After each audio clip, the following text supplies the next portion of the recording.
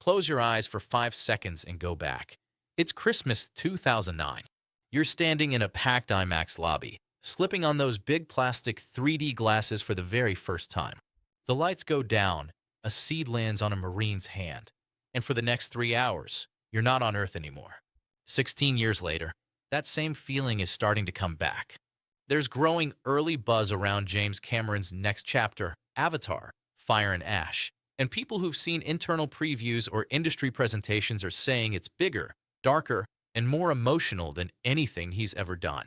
Tonight on Xplained Daily, we're not just talking about a new movie. We're talking about the return of a world that changed millions of us forever. Welcome to Xplained Daily. If you're 45 or older, you probably remember exactly where you were when you first watched Avatar. Maybe you took your kids, maybe your friends dragged you saying, "Trust me." Either way, you left the theater different. Tonight, let's explore why so many insiders believe Cameron might deliver that same magic again when Avatar, Fire and Ash arrives on December 19th, 2025. People who've attended early industry showcases, the kind studios hold for partners, effects teams, and exhibition insiders, are calling the new footage breathtaking. The reactions aren't official reviews, but more like whispers from behind the curtain. Still, the tone is the same everywhere, overwhelming excitement. Some are saying the visuals are so advanced that the original Avatar now looks like a video game by comparison. Floating fire mountains, volcanic oceans, glowing war creatures. Pandora looks older, harsher, and more alive than ever. But what's surprising people our age the most is that the story feels more emotional and more personal. The talk is that this chapter is about family, loss, revenge, and parents protecting their children at any cost. And if you're a parent or grandparent now, you know that hits in a completely different way than it did back in 2009. A lot of the excitement comes from the new clan Cameron has reportedly introduced, the Ash People, led by a fierce, fire-wielding character played by Una Chaplin. Early industry chatter says she's one of the standouts of the entire film. We're hearing that Jake, Sully, and Neytiri are older now, tired, scarred, carrying the weight of every battle. Their children are caught in a conflict bigger than anything the Nausicaa have faced before. Someone who attended an early presentation said, "If the first movie was discovering a new world, this one is watching that world change and fighting like hell to save what matters." And that feels personal because so many of us are living that same story, trying to protect the next generation from the mistakes of the past. But here's the part that's giving longtime fans chills.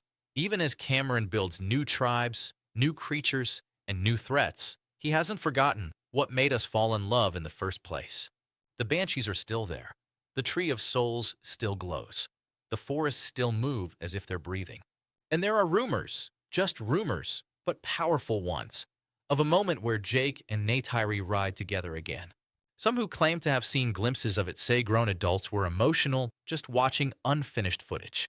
Sam Worthington and Zoe Saldana are 16 years older now, just like us. And that aging, that experience shows. You can feel it in every early description of their performances. One person described it perfectly. It feels like seeing old friends you didn't realize you missed.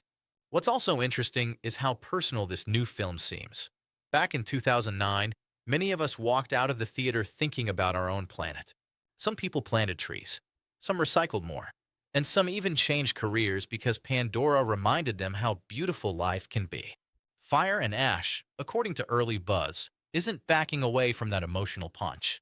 The Ash People seem to represent what happens when a society leans into rage instead of balance. But the Sully kids represent hope, the idea that the next generation can still build something better. That theme hits especially hard now, for all of us who want to leave our children and grandchildren a world more peaceful and more alive than the one we inherited. 16 years ago, James Cameron took us to Pandora and reminded us how stunning imagination can be. This Christmas, he's inviting us back, older, wiser, and maybe a little more scarred than before, to fight for that beauty one more time.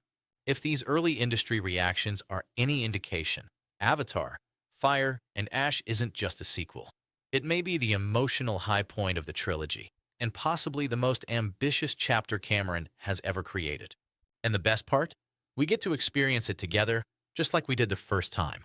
If you felt that same little spark of excitement reading this, the same one you felt when you first put on those 3D glasses in 2009, do me a favor and hit that follow button on Xplained Daily, whether you're watching on YouTube, Facebook, or anywhere else.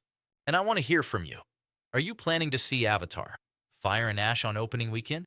Maybe even in IMAX 3D like the old days? If you're ready to go back to Pandora, right? I'm going back in the comments. Let's show the world that the original Avatar generation still rides. This is Xplained Daily. See you under the Tree of Souls this December.